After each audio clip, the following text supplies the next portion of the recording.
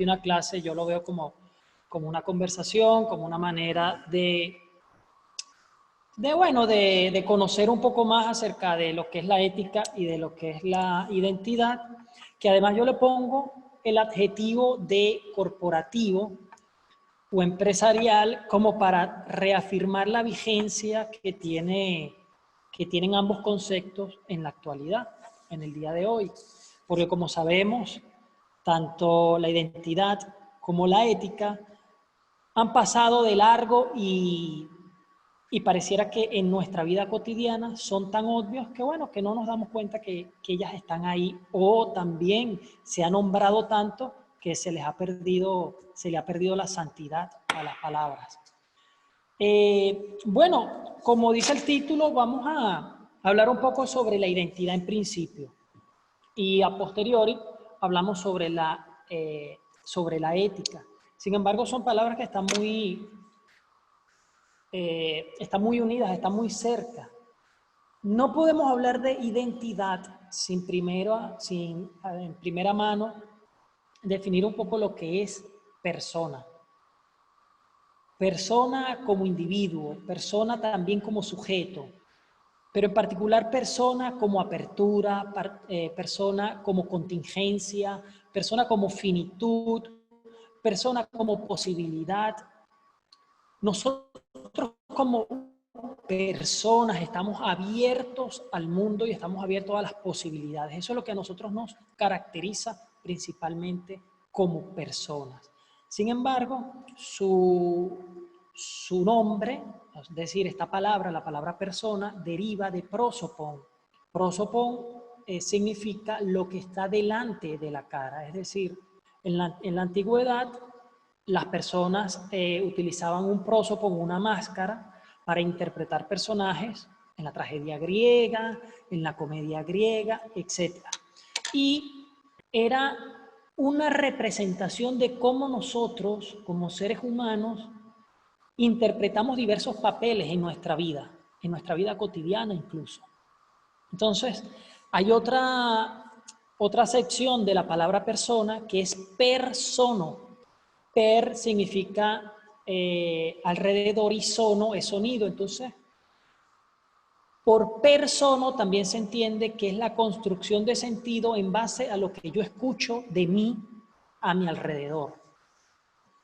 Por lo tanto, entonces construimos nuestra propia identidad. La identidad no es más que un constructo, no es más que un edificio.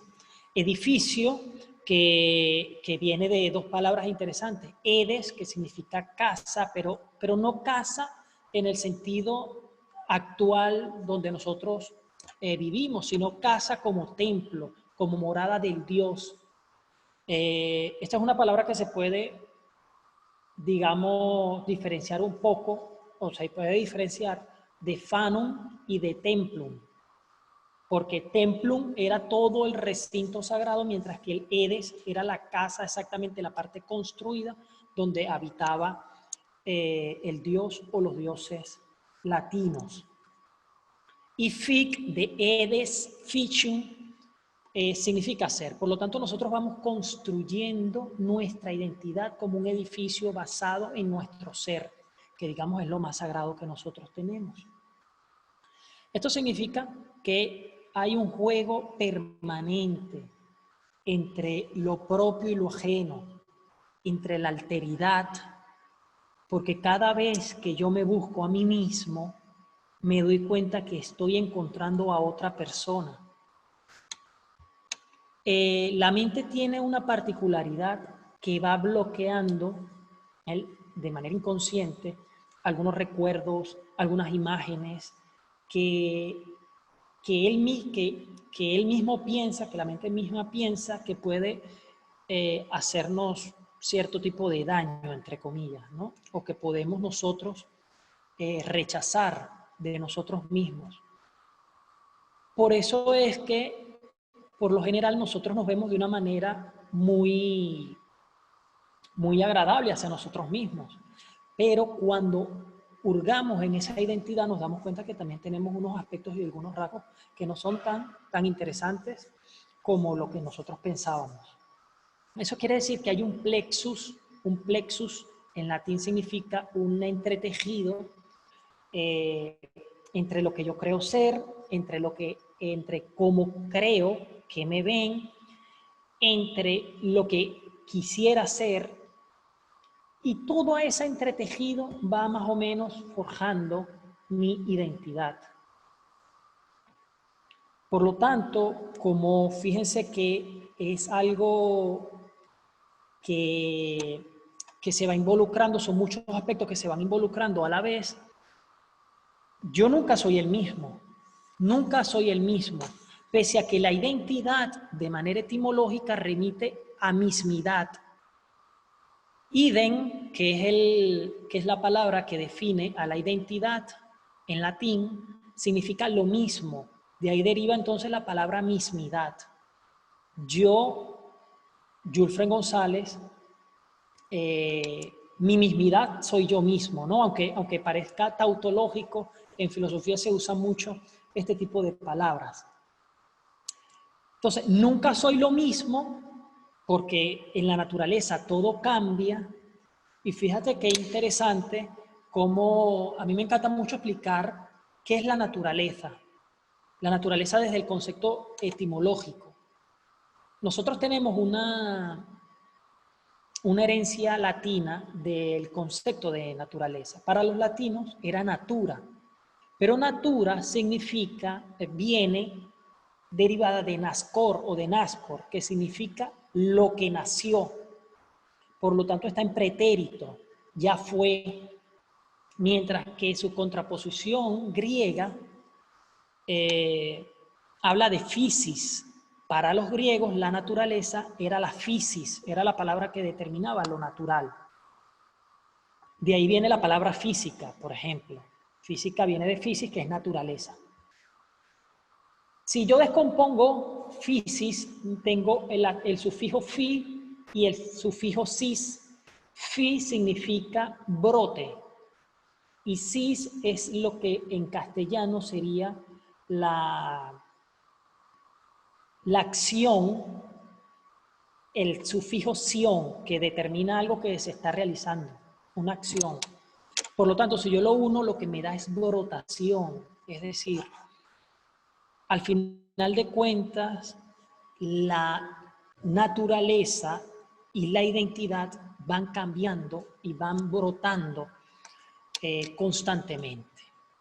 Entonces, fíjense cómo hay esa contraposición y de hecho, hay dos filósofos que se pelean un poco en cuanto a las perspectivas del cambio. Heráclito, que tiene una frase muy famosa que dice, nadie puede nunca bañarse en el mismo río, mientras que Parménides, por ejemplo, dice en su primer principio, el principio de identidad, que todo ente es idéntico a sí mismo.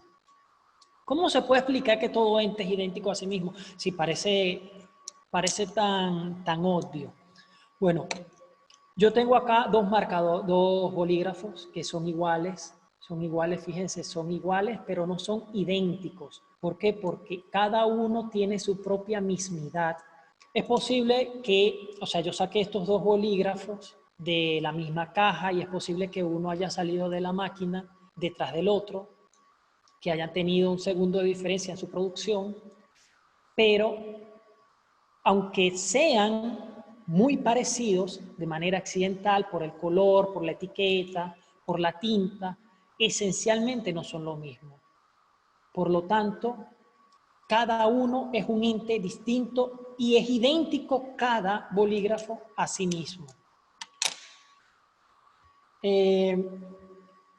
Fíjense que más allá de todo esto, Nietzsche, y yo lo comentaba en la presentación, Nietzsche decía que nosotros éramos o somos una batalla interior, una lucha de poderes, un conflicto de intereses. Y yo creo que sí, yo siempre me defino así como lo hice en la presentación.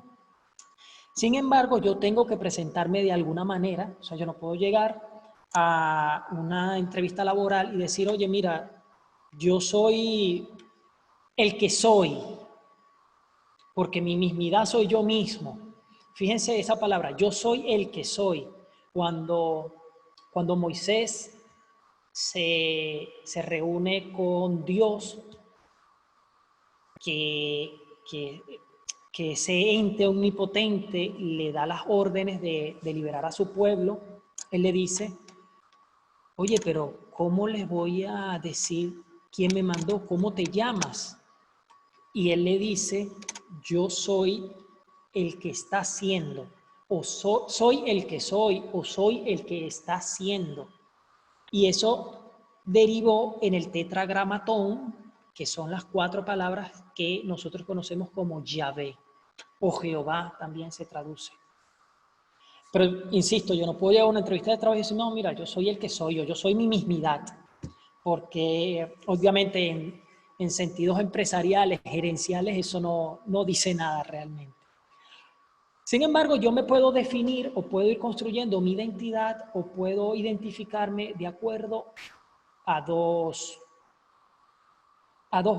visiones, vamos a ponerlo así, que es el esencialismo y el narrativismo. El esencialismo habla de la esencia y esencia viene de ser. Es decir, que cuando yo estoy buscando mi identidad desde lo esencial, desde el esencialismo, estoy explicándome a mí mismo cuál es mi ser. Y eso es muy difícil, es muy complicado.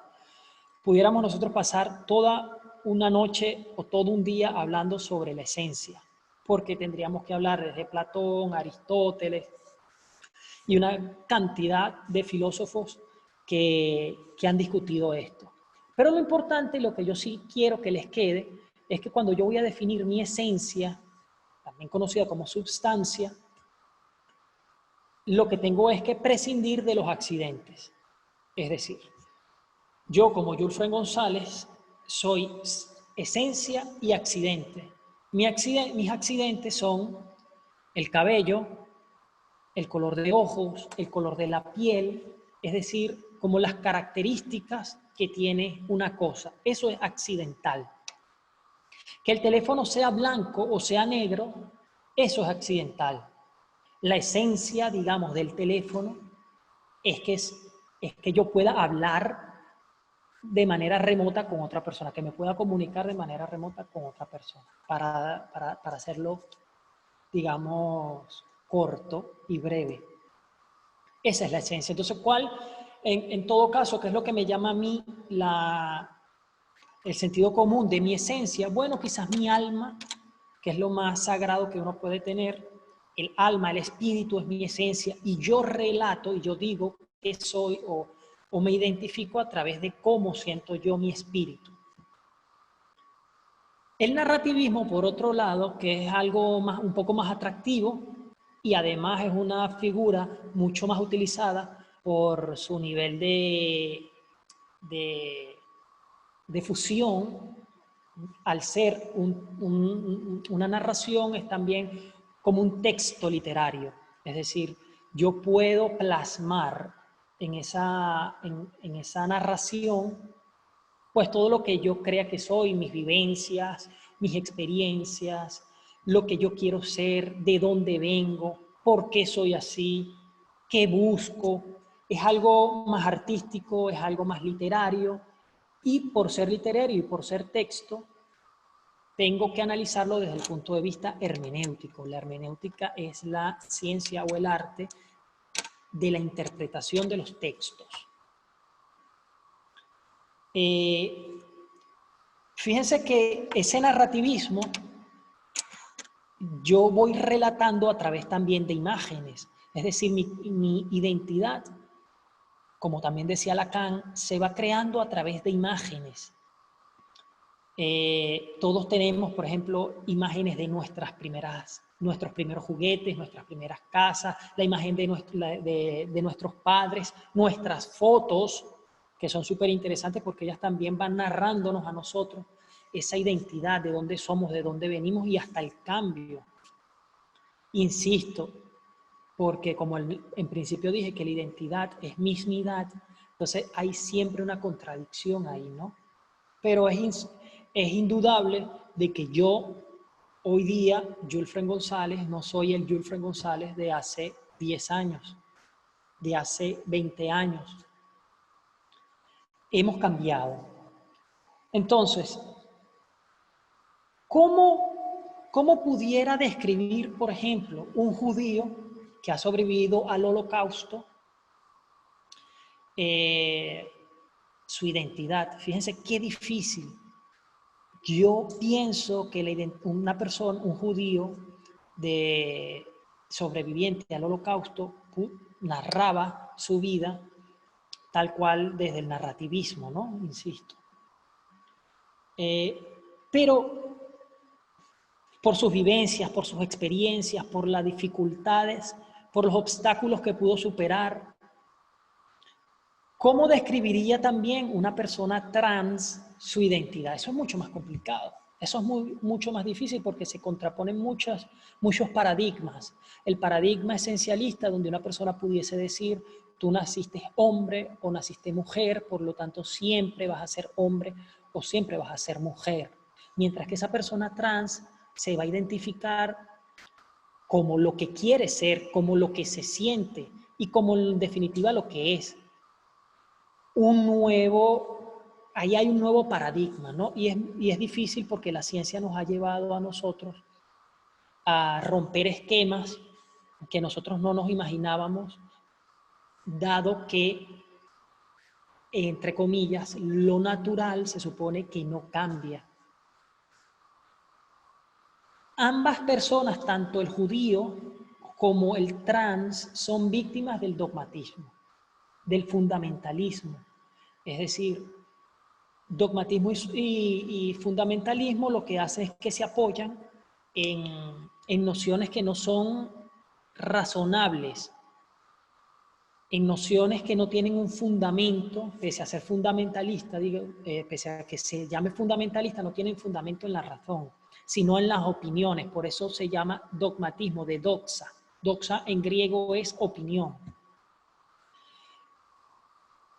Cuando uno va buscando su identidad y está hurgando en eso, a veces que encuentra, como dije, a otra persona que no quiero ser o que yo no sabía que era. Fíjense, por ejemplo, la anécdota de Edipo, porque los griegos tenían un sitio sagrado, un sitio religioso, que se llamaba el oráculo de Delfos. Ahí acudían los griegos para que se le pudieran dispersar las dudas existenciales que ellos podían tener. Edipo, como ustedes saben, tenía sobre sí una profecía que era que iba a matar a su padre, se iba a casar con su madre e iba a tener hijos con su madre. Su padre, rey de Tebas, lo entrega para que lo sacrifiquen cuando el papá se entera del presagio, y fue entregado quien lo fue a asesinar pues no pudo y lo entregó. Se crió en otra ciudad con muchos privilegios, y cuando creció fue a buscar su destino y fue a preguntarle al oráculo de Delfos qué debía hacer. Y quería saber quién era y todo esto, ¿no? Sin que él supiera que no era hijo de esos padres que él creía. El oráculo de Delfos le descifra esa profecía, le dice la profecía, y él, por miedo a no matar a su padre y casarse con su madre, no regresa más a la ciudad de donde provino, sino que se va a Tebas, donde nació. Y ahí bueno, empieza la tragedia griega y se cumple la profecía, ¿no? Entonces, a veces, cuando nosotros estamos buscando algo, cuando en la identidad, pues nos llevamos sorpresas que no nos gustan. La identidad puede ser una especulación. Cuando yo me veo en el espejo en latín es speculum. Por eso es que uno dice, no, eso es una especulación, es un espejismo, es un speculum. Cuando yo me veo en el espejo, me veo a mí. Pero obviamente esa persona que está ahí al frente no soy yo, es un reflejo de mí, pero no soy yo. Igual que cuando veo las fotos. Cuando yo veo una foto digo, oye, esta persona que está aquí, ¿cuánto he cambiado respecto a ella? También en las corporaciones se van creando este tipo de especulaciones sobre la identidad, como por ejemplo personas que se creen imprescindibles, jefes que se creen los mejores jefes del mundo y que creen que sin ellos los departamentos no van a funcionar. Es una especulación total, obviamente, ustedes lo saben. Dentro de las corporaciones, corporación, fíjense qué interesante, corporación viene de corpus, que es cuerpo, y es un cuerpo formado por personas que tienen como fin realizar tareas con fines de rentabilidad, digamos, ¿no? O llevar a cabo ciertas acciones con ciertos fines. En las empresas hay unas identidades que se van formando y que quizás yo no tenía previamente al llegar a la empresa, que son las identidades tribales. Tribales porque son más localizadas, no son identidades, digamos, esenciales a mí, sino que son identidades de las cuales yo puedo prescindir. Por ejemplo, una identidad tribal pudiese ser que yo soy fanático del Barcelona Fútbol Club. Y me puedo encontrar con una persona del Real Madrid, conversamos, sabemos que tenemos posiciones opuestas, que nos identificamos con equipos distintos, pero yo no voy a morir por el Barcelona Fútbol Club. Mientras que quizás por mi nacionalidad sí vaya a la guerra, por mi identidad de venezolano, de latinoamericano, etc. Cuando yo entro a la empresa, empiezo a identificarme con la empresa. Y eso es lo que busca la corporación, que te identifiques. Por eso, en la mayoría de los casos, te ponen un uniforme para normalizarlos a todos o normalizarnos a todos y que no hayan discontinuidades. Porque las discontinuidades son las que crean los problemas de identidad. Cuando yo me identifico realmente con la empresa, pues lo incorporo, lo hago, incorporar es in corpus, lo hago mío, lo hago parte de mi cuerpo y me va a doler la empresa tanto como me puede doler la cabeza. Sin embargo, las identidades tribales, obviamente, igual que las colectivas, cambian con el tiempo. Al momento de que yo salgo de la empresa, ya dejo de identificarme con la empresa, pero me identifico después con otra. Por ejemplo, identidades como las nacionales, las nacionalidades. Yo que soy venezolano, mañana yo me identifico quizás con el Salto Ángel, me identifico con el idioma español, me identifico con mi acento, pero mañana eso puede cambiar. Puede pasar 20 años o puede pasar 2 días y digamos mañana yo me identificaba con la bandera nacional y resulta que cambiaron la bandera. Yo me identificaba con el Salto Ángel y resulta que hay un desastre natural y el Salto Ángel desaparece. Entonces, ese tipo de identidades creadas con imágenes no son permanentes, cambian con el tiempo. ¿Cómo me identifico frente a la empresa en una entrevista? Lo primero que nos preguntan es ¿quién eres? Y es una pregunta fundamental, pero súper complicada, precisamente por lo que ya habíamos venido hablando. Porque la mente nos juega, nos hace una mala pasada, porque a veces no queremos, digamos, abrirnos tanto, porque a veces ni siquiera sabemos, estamos tan metidos en la vida cotidiana que ni siquiera sabemos realmente quiénes somos. Y aunque sepamos quiénes somos, a veces no sabemos explicarlo, no sabemos exteriorizarlo. A veces se nos complica mucho, la identidad es un entretejido muy, muy complicado, muy difícil. Yo cuando daba clases en la universidad recuerdo haber tenido un grupo de estudiantes que eran de mercadeo. Y yo, digamos, tenía cierta confrontación con ellos sana, porque siempre les decían, ellos tenían muy, muy interiorizado el hecho de que se tenían que vender en una entrevista de trabajo.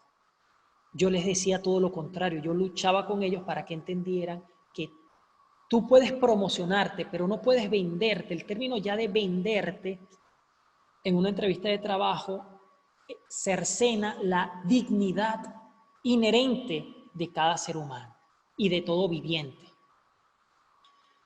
Entonces, ¿por qué tengo que venderme? Yo lo que voy es a dar voy a promocionar mis cualidades, mis virtudes, que de eso vamos a hablar más adelante. Fíjense que cuando usamos el uniforme y vemos a una persona, y perdonen que he hecho un poco hacia atrás, y vemos a ese compañero o a esa compañera sin el uniforme, cuando lo hemos visto todos los días uniformado, decimos, oye, pero yo no sabía que esta persona era así, o mira qué distinta se ve. Es una cuestión que te cambia todo el panorama que tú tenías, cómo tú identificabas a esa persona. A veces ni la reconoces. Otra cosa, hace unos días vi en LinkedIn que decían que estaban preocupados porque parece que hay reclutadores que siguen un modelo, parece ya vencido, me parece que sí, donde siempre encasillan a las personas de acuerdo a su currículum. Es decir, si yo pasé 10 años en venta, el reclutador siempre me va a ver con un perfil de ventas y nunca me va a ver con un perfil distinto, como por ejemplo que yo pueda estar en auditoría, en el departamento de auditoría, porque ya me han encasillado, me han identificado con las ventas. Entonces, ese problema sucede comúnmente, es decir, donde tú pasas toda una vida haciendo el mismo trabajo y que en algún momento tú tienes la intención de hacer otra cosa y tú dices, es que no puedo cambiar porque, no sé, siento que entonces tuviese problemas de identidad o lo que yo hablaba en la promoción. Cuando una persona cambia varias veces de departamento, entonces la gente dice, oye, este tipo tiene problemas de identidad o esta mujer tiene problemas de identidad. Mira, ha pasado por envasado, ha pasado por auditoría, ha pasado por planificación, ha pasado por recursos humanos. Es bastante complicado eso, ¿no? Esos cánones que nosotros tenemos, esos esquemas mentales. Hay otro problema que es histórico. Nosotros siempre decimos que vamos a presentar el currículum y me identifico a través del currículum. El currículum, señores, el currículum vitae, es una forma degradada del cursus honorum. Los latinos tenían dos tipos de, digamos, hojas de vida. El cursus honorum, que era para la gente que hacía una carrera política, y el currículum vitae, que era como la carrera de vida que hacía una persona normal. Entonces nosotros nos han acostumbrado históricamente a presentar el currículum vitae y no el cursus honorum. Entonces yo siempre me he identificado desde que lo supe con el cursus honorum. No sé si yo puedo leer las preguntas. Aquí dice, Efraín tiene una pregunta. Perfecto. Sí, sí, podemos ir conversando. Esto más que un monólogo, me gustaría que fuese una conversación. Así que si tienen preguntas, adelante. Ok, Efraín, puedes hablar.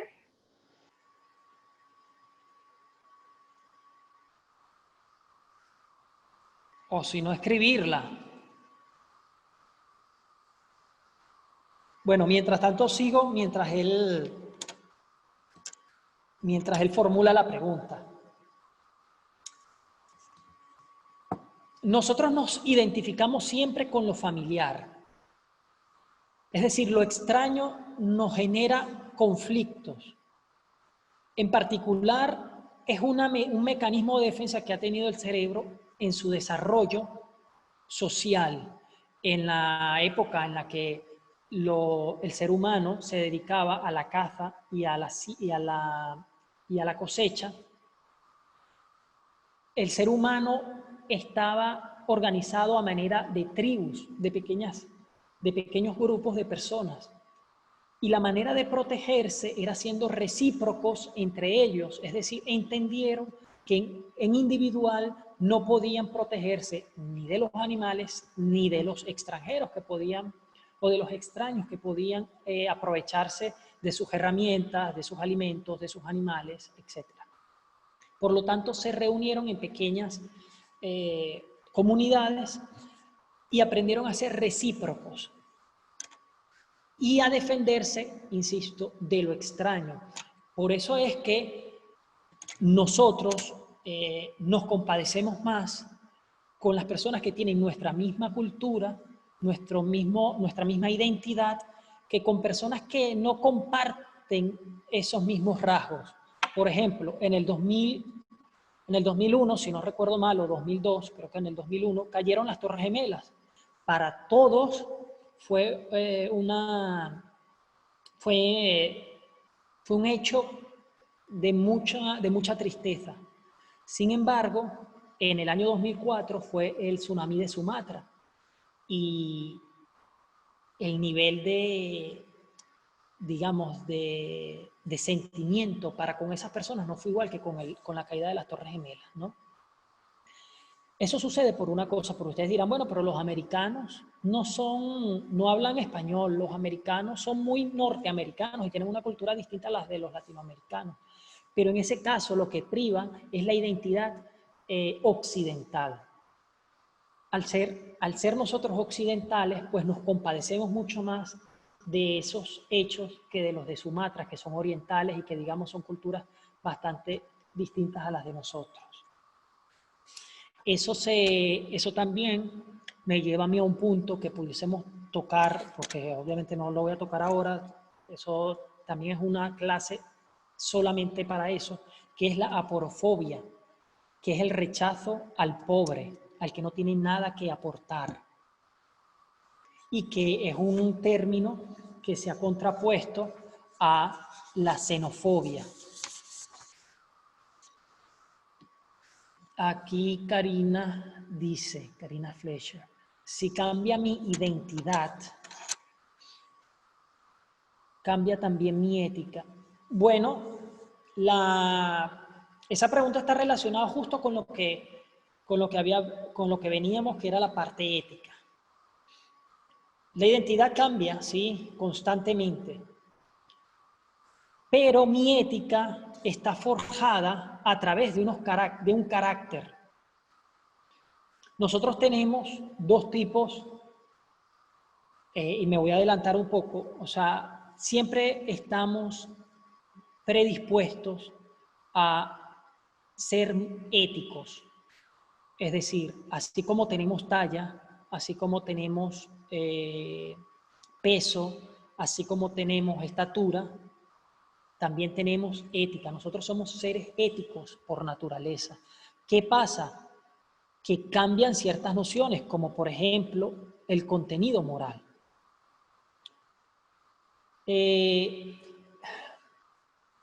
Tu ética puede cambiar porque hay diversas corrientes éticas. Por ejemplo, una persona que es cristiana tiene una ética cristiana. Y si cambia de religión y pasa al Islam, por ejemplo, su ética cambia también. Su contenido moral cambia. Pero su estructura moral no cambia, porque todos compartimos, o sea, todos tenemos una estructura moral, y eso lo voy a hablar más adelante. Pero para ser conciso, si cambia mi identidad, cambia mi ética. Sí, cambia, la ética puede cambiar. Como dije, hay muchas corrientes éticas. Está la corriente epicúrea, está la corriente estoica, está la corriente aristotélica, está la kantiana, está la de Levinas, está la ética de la razón cordial.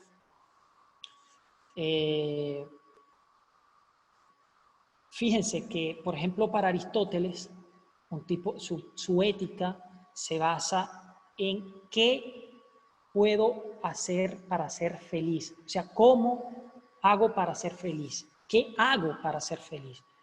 Porque para los griegos habían tres cosas muy importantes: lo justo, lo bueno y lo bello. Y Aristóteles, su ética va hacia la felicidad. En el caso, por ejemplo, de Epicuro, su ética va hacia la búsqueda de los placeres y el alejamiento del dolor. Mientras que los estoicos es la ataraxia, aunque también se presenta en Epicuro, y la ataraxia no es más que la imperturbabilidad. Para Kant, con su imperativo categórico, la ética lo que le impone es ¿qué debo hacer? ¿Qué debo hacer? Y en Levinas, por ejemplo, que a mí me encanta la filosofía de Levinas, dice una persona que tenga la ética, o sea, que practique la ética de Levinas, lo que se va a preguntar es quién sufre y cómo puedo yo acompañar a esa persona en su dolor y en su sufrimiento.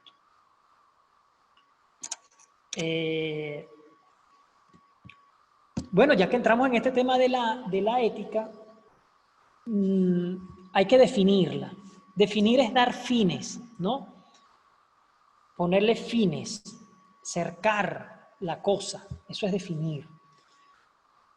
Los griegos utilizaban una palabra que se llama ethos, que significa carácter, pero también tiene otra sección que es costumbre. De ahí viene lo que nosotros llamamos el ethos científico. Es la forma, la costumbre, la manera en la que se hace ciencia y la manera en la que los científicos tienen que comportarse, las actitudes que deben llevar. Ese es el ethos científico. Pero en este caso vamos a hablar de ethos como carácter. Y nosotros como seres humanos, obviamente tenemos un carácter. Nos vamos forjando un carácter. En la forja de ese carácter, de ese ethos, me puede llevar a mí o me puede conducir a mí por dos sentidos. Un sentido que es la virtud y otro sentido que es, o sea, en el sentido positivo es la virtud y en el sentido negativo es el vicio.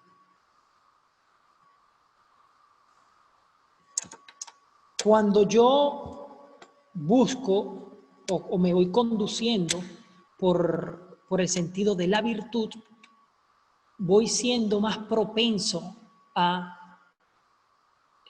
decidir, a tomar decisiones positivas. Y mientras me voy por el lado del vicio, bueno, estoy predispuesto, voy a estar más predispuesto a tomar malas decisiones. La virtud en griego significa, o sea, se llama arete. Y arete define también algo importantísimo, que es la excelencia. Esa palabra que hoy se le tiene un sentido muy neoliberal, porque pensamos que ser excelente es llevarse a todos por el medio para poder ser el mejor. En el sentido clásico, la excelencia no es más que una persona que domina sus habilidades por encima de la media.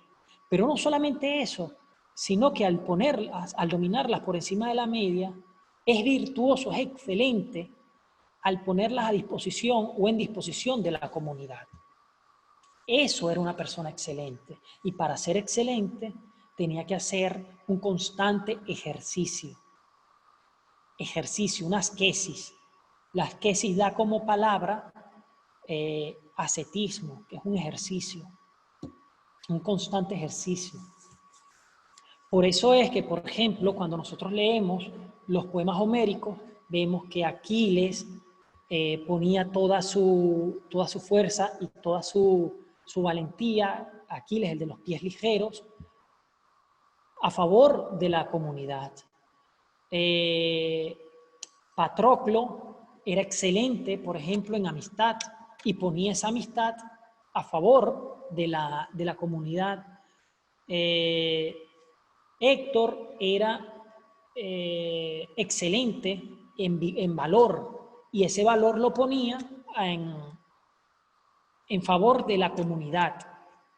Y Ulises era excelente, por ejemplo, en creatividad. Era una persona muy útil,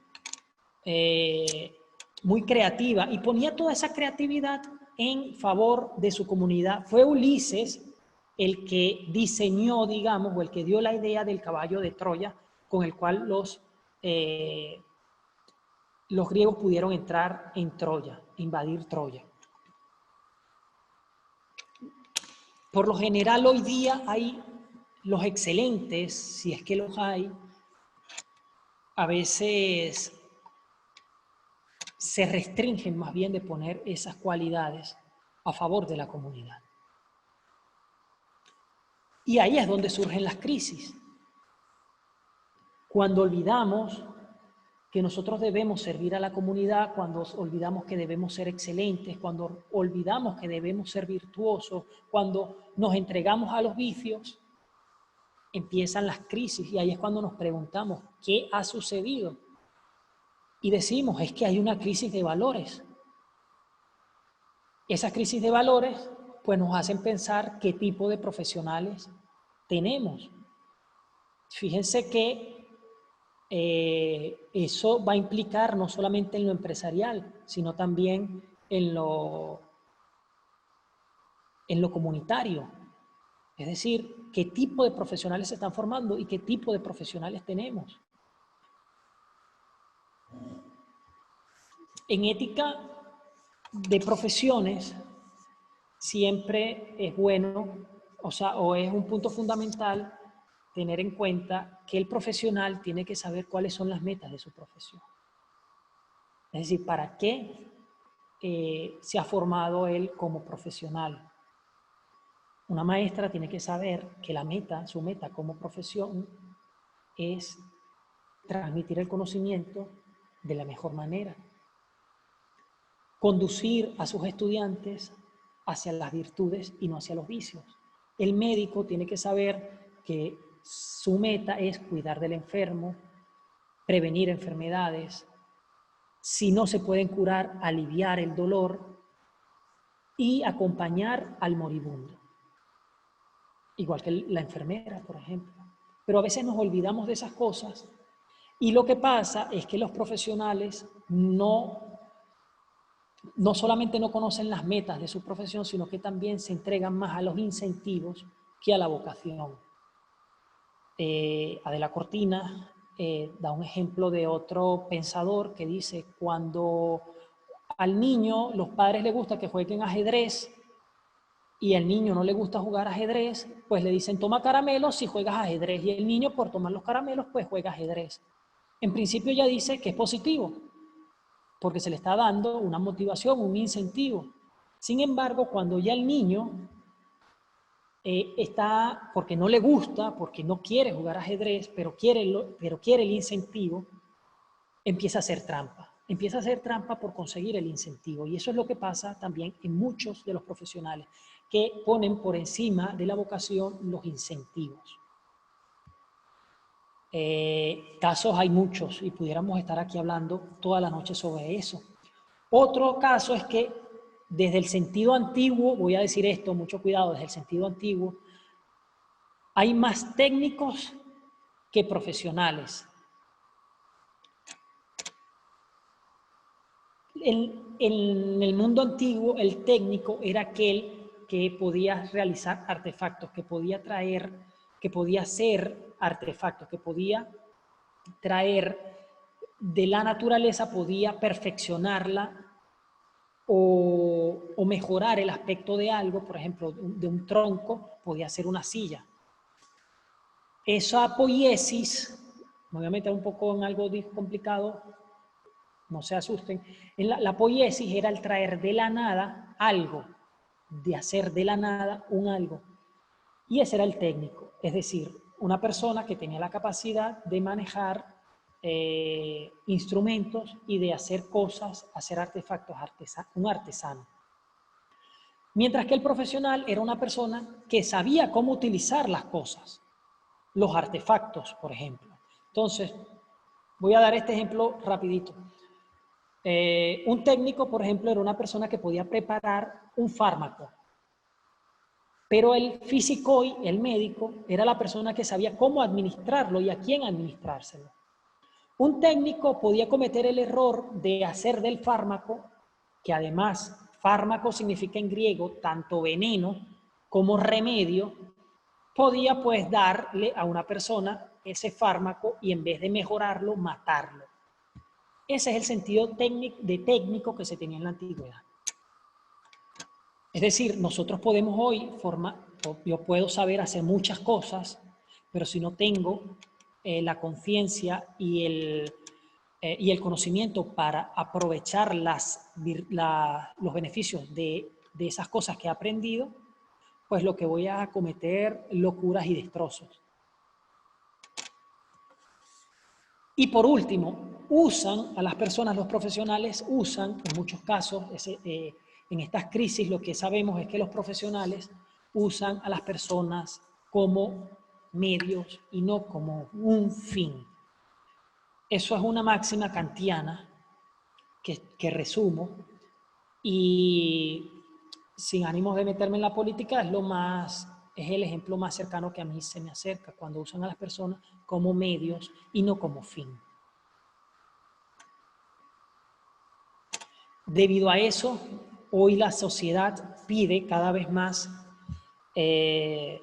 transparencia, la sociedad pide más responsabilidad por parte de las empresas y por parte de los organismos, de las organizaciones.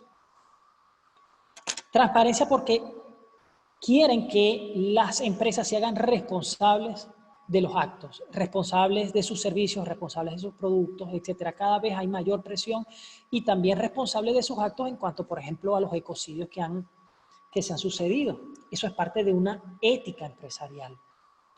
Milton Friedman, premio Nobel de Economía, en los años 70 dijo algo que causó estupor, que decía, la responsabilidad empresarial solamente debe delimitarse a acrecentar el valor de las acciones, obviamente, de los accionistas.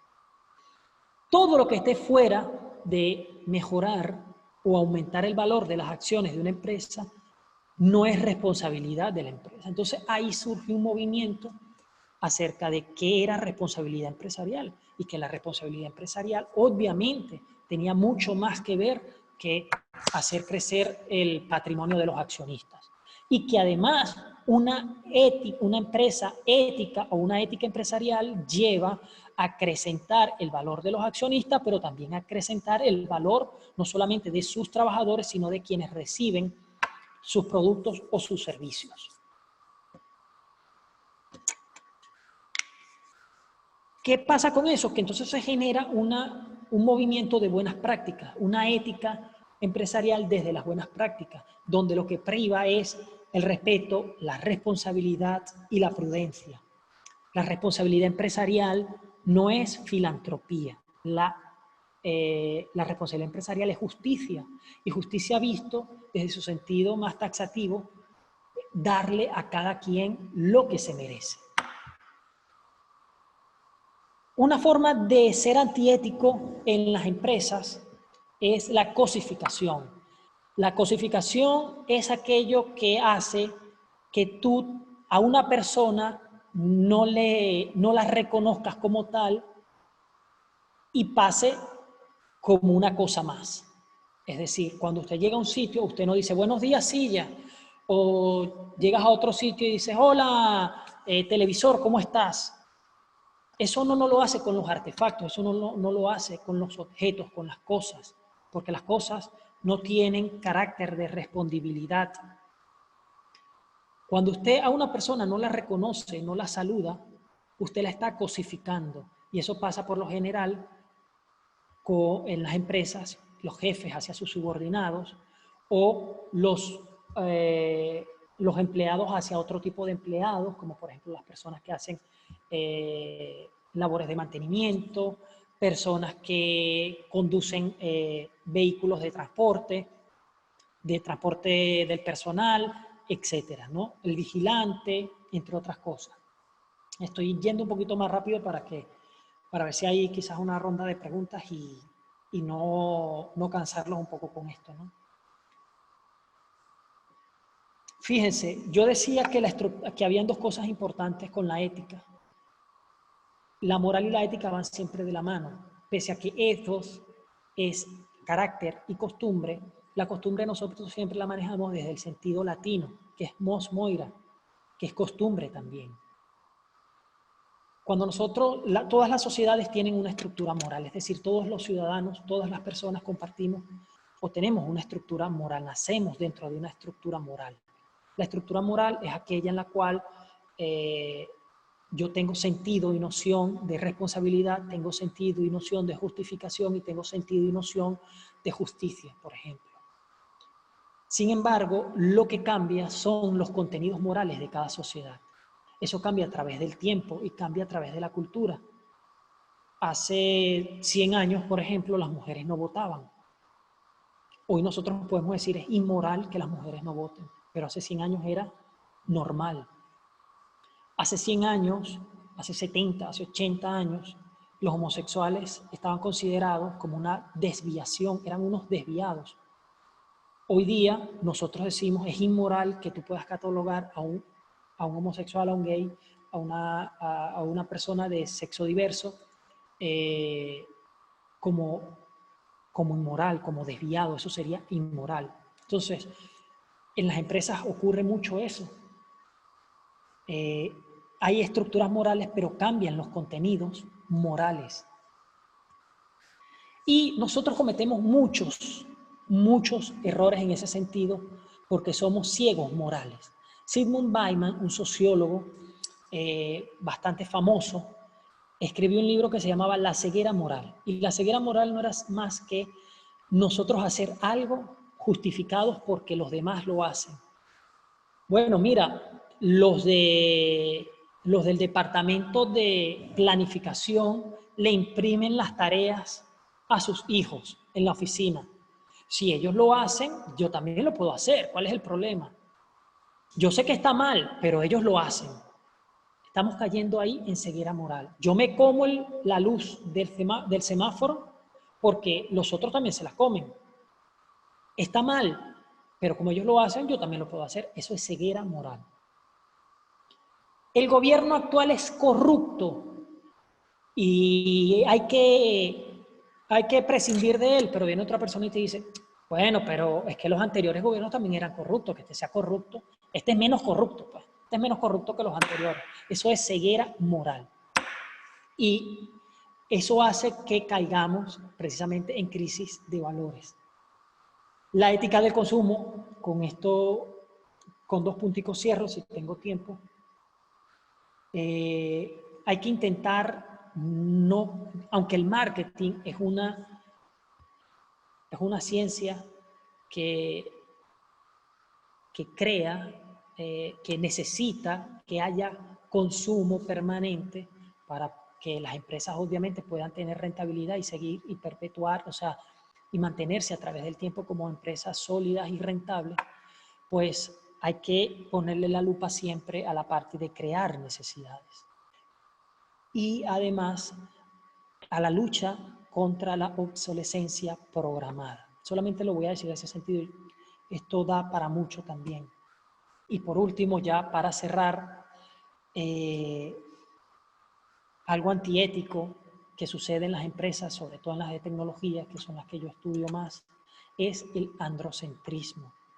El androcentrismo es colocar siempre a la mujer como un otro, como la persona que no es experta, como el cuerpo extraño dentro de la tecnología, por ejemplo. Eso es androcentrismo, cuando hay más hombres que mujeres, y aunque haya mujeres que éstas no tengan, digamos, las mismas oportunidades que los varones, que los hombres, y que no sean representadas desde el punto de vista profesional y desde el punto de vista de experta. Si hay alguna pregunta, yo es que no quiero pasarme, no quiero aburrirlos. Si hay alguna pregunta, si hay algo que quisieran repasar también de todo esto, yo estaré complacido. De no ser así, ha sido un placer para mí que Vigor Latino haya tenido la confianza de invitarme. Espero, intenté hacer lo mejor posible el esquema para que no fuese tan pesado. Ustedes dirán, quizá lo intentaste, pero no pudiste. Y bueno, nada, muchísimas gracias. Yo no sé si algún representante de Vigor Latino tenga que decir algo para cerrar. No, yo estoy hipnotizada, yo no sé los demás. Si alguien tiene alguna pregunta, si quieren empezar algún debate o algo así, están libres de hacerlo. Ya puede hacerlo por el chat o levanten la mano y se le da el derecho a la palabra. Ay, hay una persona que se llama Adela. No puede ser. Eso es correcto. Adela, Hola, ¿cómo estás? muy bien, ¿y tú? Oye, me emocioné al ver tu nombre aquí. Lo estoy viendo ahora mismo y estoy emocionadísimo. Dime por Porque qué. ¿Qué tiene de bueno mi nombre para ti? ¿Qué quiere tu decir? tu nombre es increíble. La mujer, digamos, más conocedora de la ética, hoy día se llama Adela Cortina. Entonces, que hubiese aparecido tu nombre ahí, me pareció increíble. Wow, no, no, qué padre. Mira, a mí tu clase me encantó. Gracias, Nari, por darnos permiso de hablar, de compartir. Cuando yo vi tu clase dije, yo soy su fan y de los dos porque hay tanto que pensar en el tema que tocaste hoy. Yo creo que es bien complicado dar una opinión si no conoces a alguien de cerca, y en mi caso yo conozco, y son tantas opiniones bien divididas y es tanta la cerrazón, porque así decimos en mi rancho, el que nuestra mente está cerrada a abrir a la diferencia de personas y sus situaciones y sus formas de pensar, los condenamos y nos condenamos también con ellos por no saber. Gracias por tu información y gracias por toda tu reflexión, que yo creo que si somos inteligentes lo escuchamos.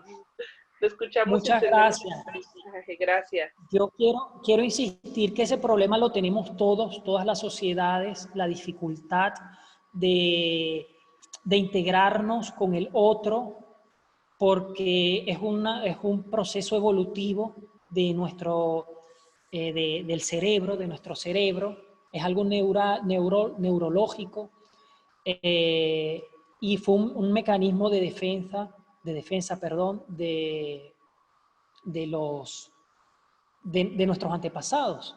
Fíjense cómo yo a veces tengo problemas porque yo vivo en España y entonces se me sale la Z de repente y mis amigos me dicen, bueno, pero es que tú ya te quieres parecer un español, no sé qué.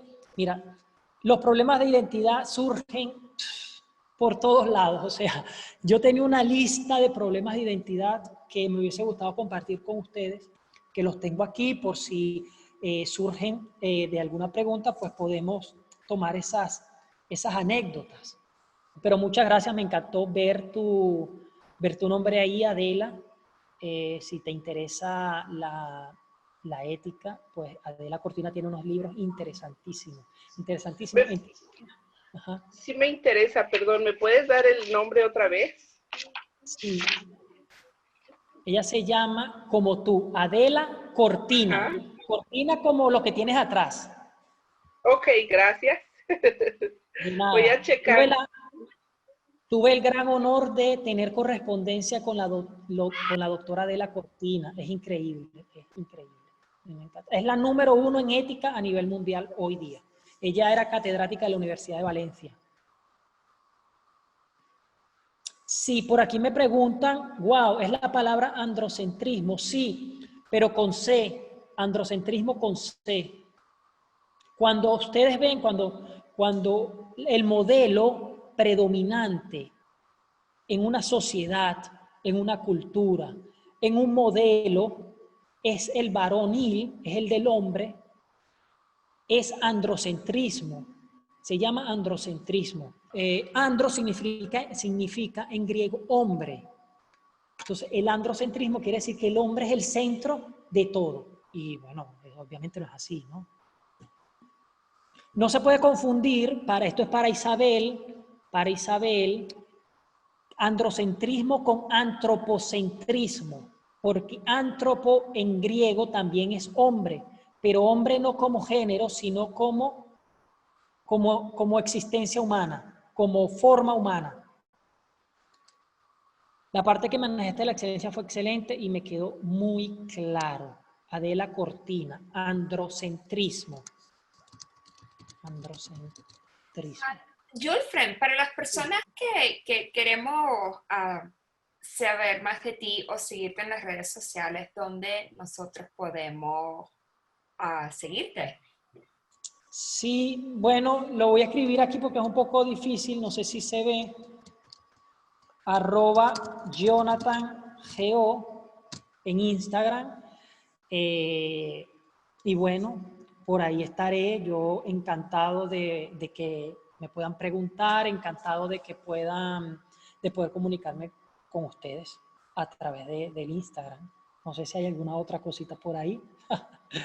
Sobre el androcentrismo yo tengo un artículo publicado en Trin Tordesillas, que es una revista de la Universidad de Valladolid, una revista indexada. Se llama Androcentrismo en las páginas web de Cisco y D-Link, porque yo ahí denuncio cómo esas empresas de tecnología, aunque muestran a las mujeres, simplemente la colocan como a nivel estético a nivel de usuario y no a nivel de experto. Y obviamente hay miles de mujeres expertas en tecnología. Entonces, bueno, nada, cerramos. Muchísimas gracias, Julfren, por todo. Excelente clase y que sea la primera de muchas, porque Oye, como dicen en Venezuela. Mari, muchísimas gracias. Yo me siento muy complacido, insisto, con esto. Yo sé que es un tema, digamos, un poquito pesado, pero bueno, muchas gracias a todos. Te agradezco a ti y a Victoria también toda la ayuda y toda la paciencia. Pero nada, nos vemos. Si quisiera saber, no sé si esto lo grabaron, Nari, por casualidad. Todo esto que ha grabado. Perfecto, perfecto. Yo te paso la grabación, no te preocupes. Para tenerlo ahí como un feedback, para Sí, ver qué tal. buenísimo. Muchísimas gracias a todos. Nari, muy amable. Te Gracias. agradezco mucho a ti la Victoria. Chao a todos los participantes.